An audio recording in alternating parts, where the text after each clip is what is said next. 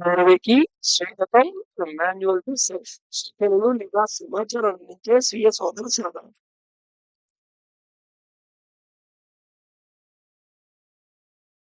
So, ఏదో ఒక అద్భుతాల గురించి, సిస్టమ్స్ గురించి, ఏదో అద్భుతాల గురించి ఆలోచించకుండా, ముందు నీ అవేర్‌నెస్‌ని పెంచుకోవడానికి ప్రయత్నం చేయాలి. ఈ అవేర్‌నెస్ పెంచుకోవడం అంటే, ఇది సబ్జెక్ట్ టు ఎక్స్‌పీరియన్స్ అన్నమాట. సబ్జెక్ట్ టు ఎక్స్‌పీరియన్స్ అంటే, నీ యొక్క ఉద్వేగాల్ని, నీ యొక్క స్థితిని, నీ మానసిక స్థితిని, నీ యొక్క ఆలోచనల్ని జస్ట్ గమనించటం. ఎలాగంటే ఒక ట్రాఫిక్‌ని గమనిస్తున్నట్టు. ఇదెలా ఉండాలంటే ట్రాఫిక్‌లో చిక్కుకున్నట్టు ఉండకూడదు. ట్రాఫిక్ జామ్ అయింది. కొన్ని వందల కార్లు ట్రాఫిక్ అయిపోయాయి. ట్రక్కులు, వెహికల్స్ అన్నీ స్టక్ అయి ఉన్నాయి. ఏది ఎలా మూవ్ అవ్వటానికి లేదు. నువ్వు ఒక దాంట్లో ఓ ట్రాఫిక్ జామ్‌లో ఒక థాట్‌లో ఇరుక్కున్నావు. ఆ కండిషన్‌లో నువ్వు అన్‌బాలెన్స్‌డ్‌గా ఉంటావు. చిరాగ్గా ఉంటావు, వెళ్తావు. అదే ట్రాఫిక్ జామ్‌ని ఒక హెలికాప్టర్‌లోంచి చూస్తుంటే రంగురంగుల చిన్న చిన్న కార్లు, వెహికల్స్ అన్నీ చుక్కలు చుక్కలుగా కనబడుతూ చాలా అద్భుతంగా ఒక అద్భుతమైన సీనరీని చూస్తున్నట్టు ఎంజాయ్ చేస్తావు. సో, యాక్చువల్‌గా ఈ మైండ్ యొక్క నీ యొక్క స్టేట్సు, నీ యొక్క థాట్స్‌ని నువ్వు అబ్జర్వ్ చేయాలన్నమాట. జస్ట్ అబ్జర్వ్ చేయాలి. ఇంకా చెప్పాలంటే ఆ టైంలో నువ్వు కావాలని ఒక థాట్‌ని కావాలని జనరేట్ చెయ్యి. మెల్లగా రాదు. నువ్వే సొంతంగా చేయాలి. లేదా ఎక్కడైనా రాసుకున్నా సరే. ఈ థాట్‌ని నేను ఎక్స్‌పీరియన్స్ అవుతున్నాను. ఈ స్థితిని నేను ఎక్స్‌పీరియన్స్ అవుతున్నాను. ఆ! పడుతున్నాను నేను. అద్భుత స్థితిని నేను ఎక్స్‌పీరియన్స్ అవుతున్నాను. బాధ ఎక్స్ బాధ స్థితి ద్వారా ఎక్స్‌పీరియన్స్ చేయబడుతోంది. ఫలానా థాటు నా ద్వారా జనించబడింది. నేనే ఆ థాట్ కాదు. సో, అన్నట్టుగా జస్ట్ అది ఆ షిఫ్టింగ్ పాయింట్ అన్నమాట ఇది. సో, ఈ అబ్జర్వేషన్ ఎలా ఉండాలి అంటే చెప్పాను కదా! ట్రాఫిక్ జామ్ ఉండాలని. సపోజు ఆకాశం ఉందనుకుందాం. ఈ ఆకాశంలో ఒక ప్లెయిన్ ఆకాశం అంటే మేఘాలను అబ్జర్వ్ చేస్తుంటే ఎలా ఉంటుంది? మేఘాలు అలా ఫార్మ్ అవుతూ ఉంటాయి. చిన్న మేఘం ఉంటుంది. పక్క మేఘంతో కలిసి పెద్దదవుతుంది. ఒకే మేఘం అలా ఎక్స్‌పాండ్ అవుతూ ఉంటుంది. మేఘం ఒక చోట నుంచి ఒక చోటకి మూవ్ అవుతూ ఉంటుంది. ఈ యానిమేషన్‌లో చూపించినంత ఫాస్ట్‌గా మూవ్ అవ్వడం రేర్ అనుకోండి. అలా మూవ్ అయ్యే ప్లేస్‌లు కూడా ఉన్నాయి. సో, నెక్స్ట్ దాని యొక్క షేప్ మారుతూ ఉంటుంది. మేఘం యొక్క షేప్ ఇంకో షేప్ ఇంకో షేప్ మారిపోతున్నట్టు కనిపిస్తూ ఉంటుంది. సో, ఇదంతా జస్ట్ అబ్జర్వ్ చేస్తూ ఉండాలి. జస్ట్ అబ్జర్వ్ చేస్తుండాలి. నీ మనస్సు, నీ థింకింగ్ ఇన్‌స్ట్రుమెంట్ ఏమో ఆకాశం అన్నమాట. ఈ మేఘాలు ఏవైతే ఫార్మ్ అవుతున్నాయి, రకరకాలుగా మోడిఫై అవుతున్నాయో, రూపాంతరాలు చెందుతున్నాయో, మూవ్ అవుతున్నాయో, ఇవి థాట్స్ అండ్ ఎమోషనల్ స్టేట్స్ అన్నమాట. సో, స్కై‌కి ఏమన్నా అవుతుందా? చిన్న మేఘం వచ్చింది. స్కై బాధపడుతుందా? పెద్ద మేఘం వచ్చింది అని స్కై ఆనందపడుతుందా? దీని రూపం సూపర్‌గా ఉందే అని ఎక్సైట్ అవుతుందా?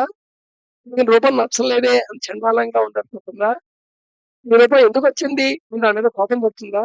సో, నీ మైండ్ థింకింగ్ ఇన్‌స్ట్రుమెంట్ అనేది ఒక స్కై అనుకో. ఆ స్కైలో నీ ఎమోషనల్ స్టేట్స్, నీ యొక్క ఆలోచనలు అన్నీ జస్ట్ మేఘాల్లాగా ఏర్పడుతున్నాయి, పోతున్నాయి, ఏర్పడుతున్నాయి, పోతున్నాయి, ఏర్పడుతున్నాయి, పోతున్నాయి.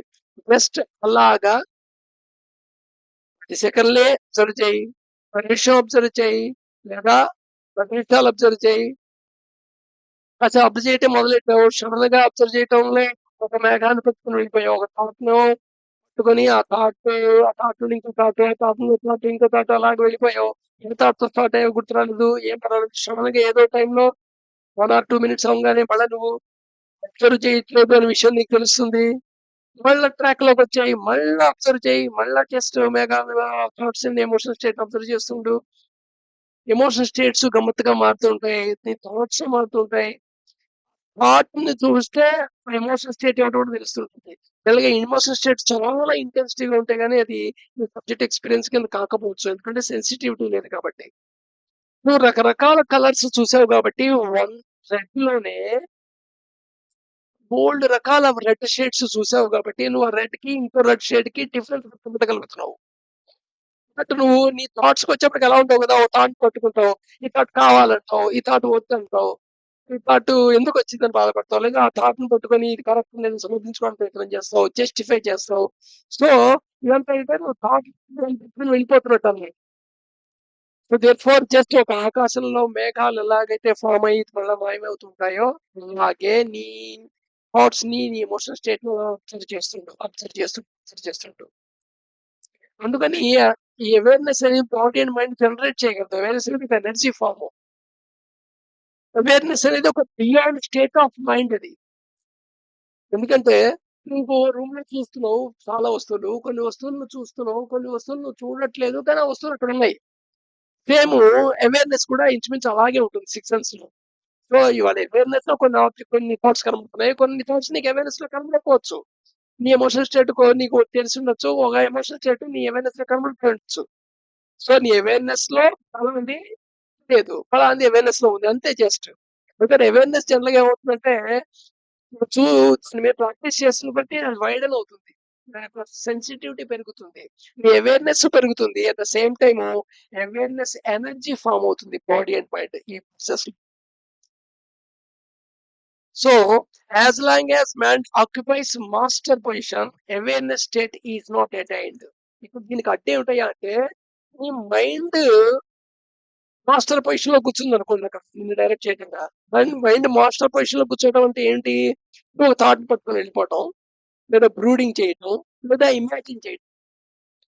సో, బ్రూడింగ్ చేయటం అంటే అయిపోయిన థాట్‌ని వచ్చింది. అయిపోయిన థాట్‌ని మళ్ళీ చేయటం. ఇప్పుడు అయిపోయిన సమస్యని ఇప్పుడు సాల్వ్ చేస్తున్నావు అన్నమాట నీకు. ఇమాజిన్ చేయటం అంటే అసలక్కడ లేనిది ఇమాజిన్ చేసుకుంటున్నావు అన్నమాట. ఈ ఇమాజినేషను, బ్రూడింగు అండ్ డ్రిఫ్టింగు. డ్రిఫ్టింగ్ అంటే ఏంటి? నువ్వు బ్రూడ్ చేస్తున్నప్పుడు కూడా ఒక థాట్‌లో ఉండవు. ఆ థాట్ ఇంకో థాట్, ఈ థాట్ దాకా మారిపోతూ ఉంటావు. ఇది జాగ్రత్తగా నువ్వు ఎప్పుడైతే అవేర్‌నెస్ పెంచడానికి నీ థాట్స్‌ని, ఎమోషనల్ స్టేట్ అబ్జర్వ్ చేస్తున్నావో, నువ్వు ఫస్ట్ స్టేజ్‌లో అక్కడ నువ్వు ఆంబివాలెన్స్ అనే స్టేట్‌ని ఎక్స్‌పీరియన్స్ అవుతావు. ఆంబివాలెన్స్.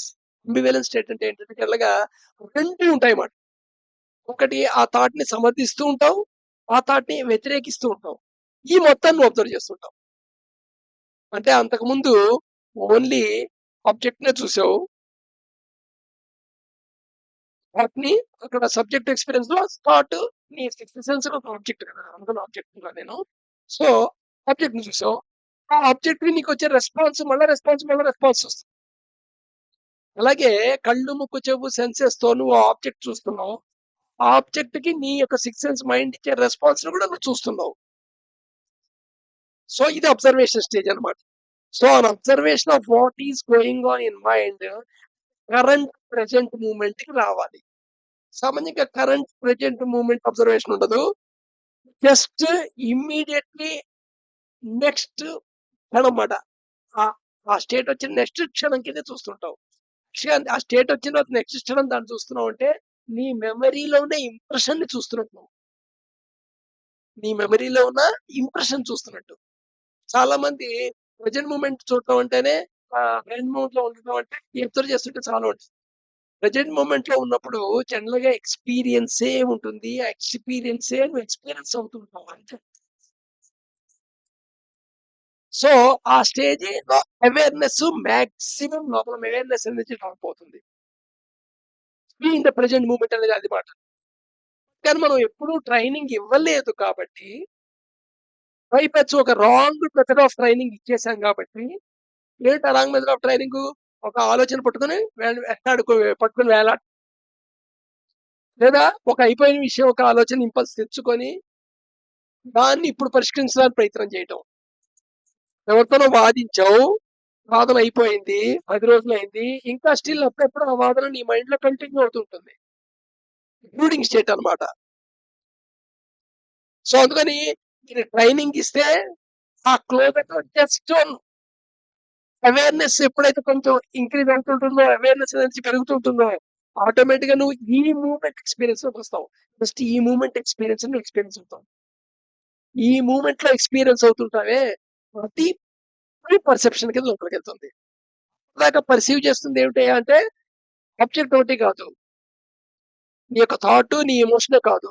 నీ థాట్, ఎమోషను మళ్ళా అది డ్రిఫ్ట్ అయ్యి వచ్చిన ఆ ఇంపల్స్ ద్వారా వచ్చిన ఇంకొక థాట్, ఇంకొక ఎమోషన్ స్టేట్ ఇవన్నిటిని ఒక అమాల్గమ్ కింద ఒక మిక్సర్ కింద పిక్చర్ చేస్తున్నావు నువ్వు. అందుకని నువ్వు అర్థం చేసుకున్న దాంట్లో తక్కువ ఉంటుంది. ట్రూత్ చాలా ఫార్ ఉంటుందది. One should attain state of observation. Thoughts arise like clouds in sky. So స్కైలో క్లౌడ్స్ ఫామ్ అవుతూ ఉంటాయి. ఒక షేప్ అటైన్ అవుతూ ఉంటాయి. షేప్ మోడిఫై అవుతూ ఉంటాయి. మూవ్ అవుతూ ఉంటాయి. డిజాల్వ్ అవుతుంటాయి. But no effect of sky.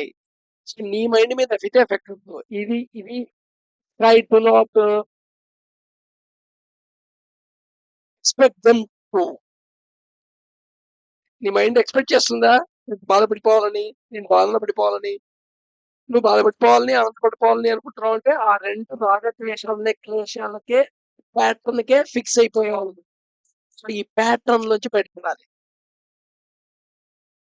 ఇది అవేర్‌నెస్ ప్రాక్టీస్ అంటారు. ఇది 1 సెకండ్ చేయండి, 2 సెకన్లు చేయండి. But number of times attempt చేయండి. మళ్ళీ అటెంప్ట్ చేస్తూనే ఉండాలి. 24 అవర్స్‌లో ఎప్పుడు టైం కొడితే అప్పుడు జస్ట్ అబ్జర్వ్ చేయడం. అలాగే ఒక ఆబ్జెక్ట్‌ని చూసావు, థాట్‌ని చూసావు. ఆబ్జెక్ట్‌ని చూసావు, థాట్‌ని చూసావు. జస్ట్ ఎమోషనల్ స్టేట్ గురించి ఎమోషనల్ స్టేట్. లేదా థాట్ బట్టి రియలైజ్ చేసుకొని నీ ఎమోషనల్ స్టేట్ ఏంటి? ఏ ఎమోషనల్ స్టేట్ ఒక చిన్న సీడ్ రూపంలో ఉంటుంది. చాలా ఇంటెన్సిటీ ఉంటేనే ఎమోషన్ గుర్తుకుంటాం కదా! ఆ సీడ్ రూపం దాకా వెళ్ళగలగాలి. సో, ఈ ప్రాసెస్‌లో అవేర్‌నెస్ ఎప్పుడైతే నీకు లోపల పెరుగుతూ ఉంటుందో, సెన్సిటివిటీ పెరుగుతూ ఉంటుందో, అబ్జర్వేషన్ సెన్సిటివిటీ ఆటోమేటిక్‌గా నువ్వు ప్రెజెంట్ మూమెంట్‌లోకి వచ్చేస్తావు. ఇప్పుడు ఓన్లీ ఎక్స్‌పీరియన్సే ఉంటుంది. ఇంకొకగా చెప్పాలంటే ఇక్కడ సర్ఫేస్ లెవెల్ బ్రెయిన్ నుండి డీప్ లెవెల్ బ్రెయిన్‌లోకి ఈ స్టేట్ ఆఫ్ అబ్జర్వేషన్ మారుతుందన్నమాట. సో, దీని గురించి రేపు మళ్ళా ఇంకా ఫుల్‌గా చెప్పుకుందాం.